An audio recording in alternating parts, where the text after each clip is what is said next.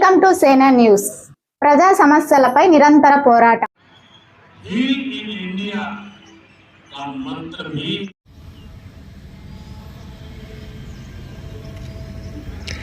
ఈ ప్రక్రియ కూడా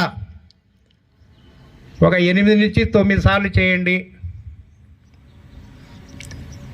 నాలుకను మడత పెడుతూ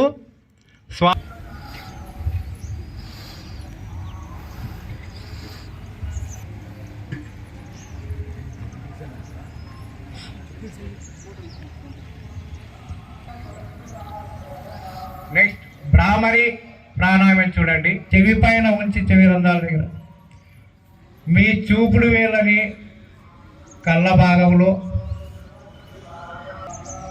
ఇప్పుడు శ్వాసని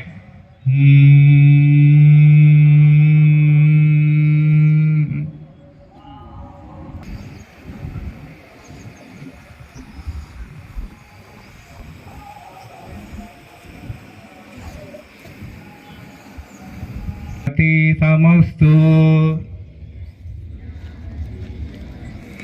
మా విద్విషావహై ఓం శాంతి కూడా పంచభూతాలు ఉన్నాయి. ఆ పంచభూతాలు ఉన్నాయి. యూనివర్స్ శక్తి మనలోకి ఎలా తీసుకోవాలనేటువంటి ఒక ప్రక్రియను మనం మర్చిపోయినాం.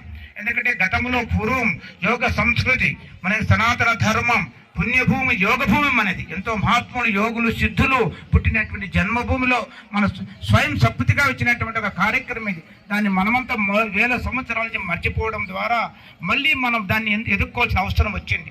ఎందుకంటే ఈరోజు ఎక్కువ చక్కగా ఆసనాలు నేర్పించాం.